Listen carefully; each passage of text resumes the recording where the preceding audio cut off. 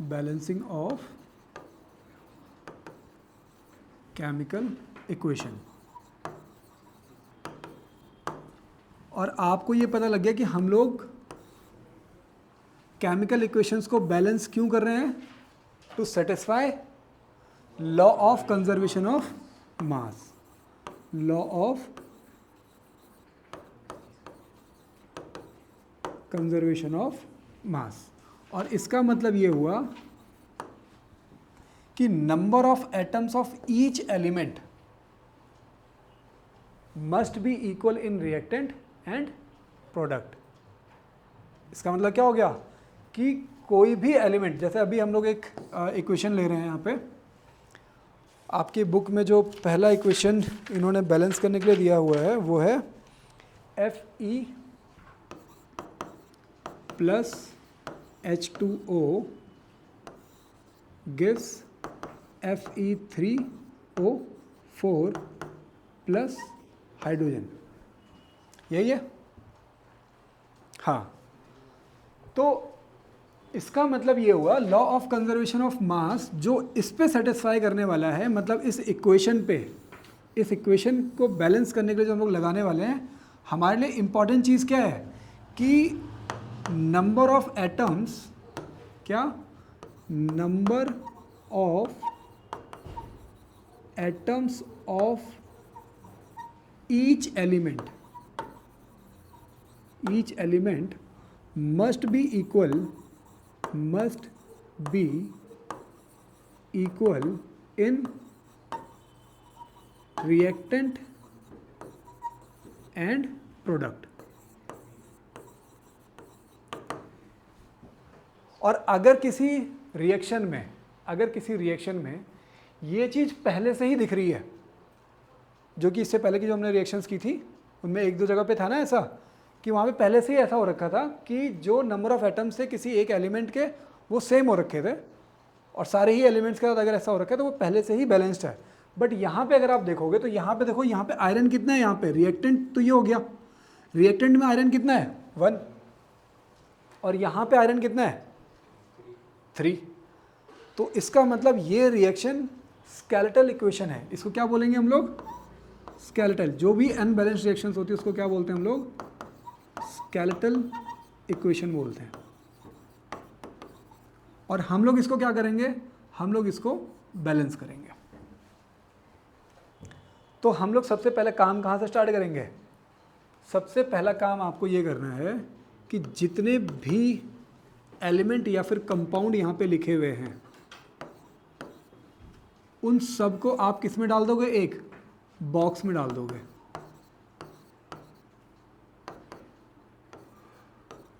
और बॉक्स में डालने का मतलब क्या हुआ कि आप कंपाउंड में कोई चेंजेस नहीं करोगे। क्लास 9th में आपने पढ़ा था ना कि कंपाउंड की जब भी फॉर्मेशन होती है तो फिक्स रेशियो होता है ना, जैसे H2O है तो वो हमेशा H2O ही रहेगा। अगर आप कहीं भी चले जाओ, ऑल ओवर द वर्ल्ड कहीं भी चले जाओगे, अगर आप किसी वाटर के मॉलिक्यूल को देखोगे तो उसके मॉलिक्यूल का कैसा ही होगा, मॉलिक्यूल कैसा होगा उसका, H2O की ही फॉर्म में होगा। कहीं पे भी ये H3O या फिर H3O2 ऐसा कहीं पे भी नहीं होगा। वाटर क्या होगा, हमेशा वाटर H2O ही होगा। इसका मतलब ये हुआ कि हमने सबसे पहले यहाँ पे बॉक्स बना दिया। इसका मतलब कि जो कंपाउंड है ना उसमें कोई चेंजेस नहीं होगा, ठीक है। मतलब कंपाउंड में हमको कोई भी चेंजेस नहीं करना है। तो पहली चीज़ तो यहाँ पे ये लिख देना आप, there must not be any change, there must not be any change in formula of compound, formula of compound as it is fixed।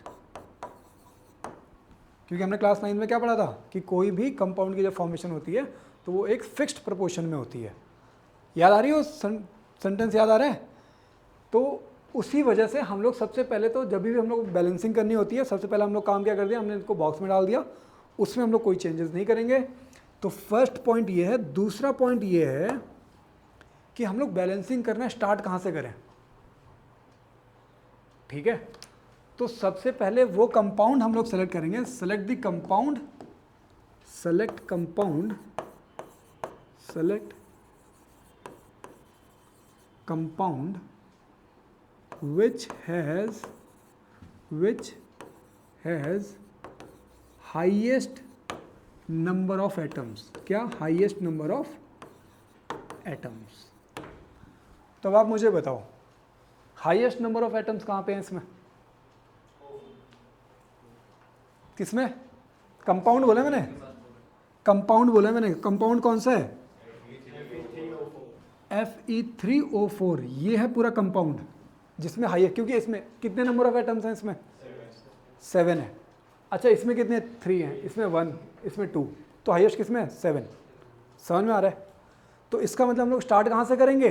हमको ये पता लग गया कि हम लोग स्टार्ट यहाँ से करने वाले हैं।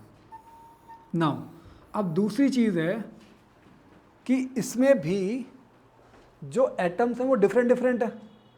तो सबसे पहले कौन सा एटम लेंगे? सबसे पहले वो एटम लोगे जो ज़्यादा है। जैसे यहाँ पे ऑक्सीजन कितना है? 1, और यहाँ पे ऑक्सीजन कितना है? 4। तो tick the atom which has the highest difference. ठीक है, तो हम लोग क्या करेंगे? Select atom having highest difference. ठीक है, या फिर आप हाईएस्ट नंबर भी यहाँ पे लिख सकते हो, लेकिन जो डिफरेंस है वहाँ से हम लोग स्टार्ट करेंगे। हाईएस्ट डिफरेंस किसका है? ऑक्सीजन का है। ठीक है, नाउ अब आप क्या करो, सारे जितने भी इसमें पार्टिसिपेट कर रहे हैं। अच्छा, अगर रिएक्टेंट में आपको कितने एटम्स दिख रहे हैं? Different different. कितने एलिमेंट्स के एटम्स हैं टोटल? 3 डिफरेंट डिफरेंट एलिमेंट्स के एटम्स हैं ना यहाँ पे। तो प्रोडक्ट में कितने होंगे?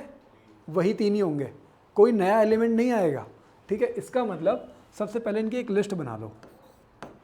Fe, फिर हाइड्रोजन और फिर है ऑक्सीजन।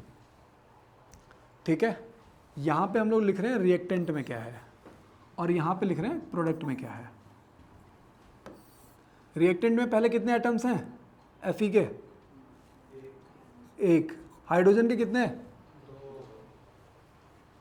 2, और ऑक्सीजन के 1 है। हाँ भाई, आप बताओ जरा, आयरन के हमारे प्रोडक्ट में कितने हैं? ऑक्सीजन के और हाइड्रोजन के 2। अब देखो क्या है कि हमको ये देखना है कि बैलेंस करना जब आप स्टार्ट करोगे तो सबसे पहले एक कॉफिशिएंट लिखोगे। सबसे पहले हम लोग एक न्यूमेरिकल कॉफिशिएंट डालेंगे। जैसे हमको ये पता लगे कि हम लोग यहाँ से बैलेंस करना शुरू करेंगे, और यहाँ पे ऑक्सीजन कितना है? 4 है, और यहाँ पे ऑक्सीजन 1 है। तो सबसे पहला काम कि यहाँ पे बैलेंस करने के लिए हमने क्या लगा दिया? यहाँ पे हमने लगा दिया 4।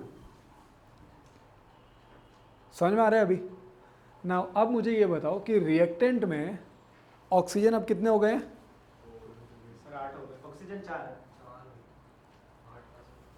हाँ भाई, आप बताओ, रिएक्टेंट में ऑक्सीजन कितने हो गए? 4। आपको समझ में आ रहा है ये 4 कैसे हुए? भाई 4H2O का मीनिंग मैंने कल आपको बताया था। 4H2O अगर कहीं पे लिखा हुआ है, इसका मीनिंग क्या हो गया? H2O, फिर H2O, फिर H2O, और फिर से H2O। तो अल्टीमेटली 4 ऑक्सीजन हो जाएंगे ना ऐसे में। समझ में आ रहा है अभी? है कोई डाउट तो नहीं रहेगा? तो यहाँ पे हो गए आपके पास ऑक्सीजन कितने हो गए? 4 हो गए। अच्छा, हाइड्रोजन कितने हो गए?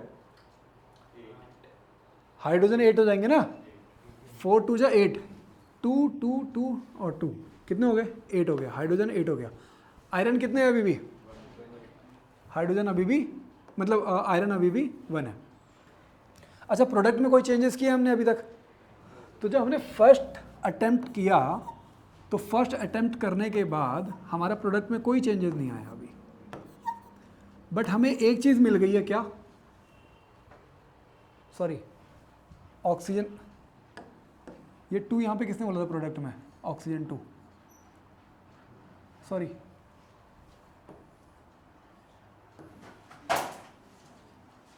हाइड्रोजन यहाँ पे कितने हैं, 2 हैं, और ऑक्सीजन कितना है यहाँ पे, 4, और यहाँ पे 2।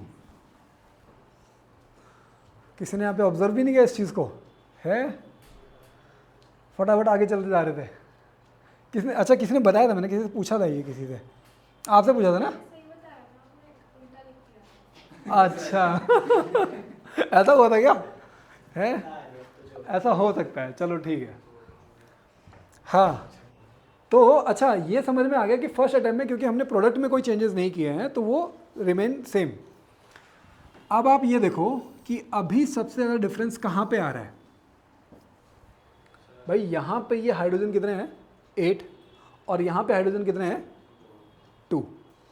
तो हमको यहाँ पे कुछ चेंजेस करने पड़ेंगे। क्या करना पड़ सकता है भाई कि यहाँ पे अगर हम लोग 4 लिख दें, प्रोडक्ट में अगर यहाँ पे हम लोग 4 लिख दें तो ये भी 8 हो जाएगा। तो इसका मतलब यहाँ पे भी हमने इसको 4 लगा दिया। अब वहाँ पे 4 लगाने की वजह से सिर्फ प्रोडक्ट में चेंज होगा, और वो भी किस में, सिर्फ हाइड्रोजन में चेंज होगा। तो 4 2 जा 8 हो गई है, बाकी ये एज इट इज़ जितने थे उतने ही हैं। और क्योंकि आपने रिएक्टेंट में कोई चेंजेस नहीं किया था तो यहाँ पे ऐसे लिखता हूँ। अभी समझ में आ रहा है, ठीक है? अच्छा क्या ये लाइनें अभी तक सेम है? तो ये देखो 8 और ये 4, ये तो हो गया सही, ये अलग है। अब उसके लिए क्या करेंगे हम लोग, रिएक्टेंट में आयरन के आगे 3 लिख देंगे। समझ में आ रहा है अभी? तो रिएक्टेंट में अगर हमने यहाँ पे 3 लिख दिया तो बाकी सब चीज़ें जितनी थी उतनी हैं, और यहाँ पे भी आपका ये सेम आ गया। अभी समझ में आ गया? तो ये जो आपका अभी बन करके आया हुआ है ना, ये वाला, ये क्या है आपका, बैलेंस्ड केमिकल इक्वेशन। समझ में आ रही है बात अभी? कोई डाउट तो नहीं किसी को, है? क्लियर हो गया कि इक्वेशन को हम लोग बैलेंस कैसे करेंगे? ठीक है, सबसे पहला काम मैंने क्या बताया कि आपको बॉक्स में डाल देना है। बॉक्स में डालने का रीज़न क्या है कि आप जो उनका मॉलिक्यूलर या फिर जो कंपाउंड का जो फॉर्मूला है उसको चेंज नहीं कर सकते, ठीक है? दूसरा, कहाँ से पिक करोगे? उस कंपाउंड को पिक करोगे जिस कंपाउंड में हाईएस्ट नंबर ऑफ एटम्स हो। फिर पर्टिकुलर किस एटम को पिक करोगे जिसमें हाईएस्ट डिफरेंस दिख रहा हो। समझ में आ रहा है? और फिर उसको एक बार एक एक करके स्टार्ट कर दो।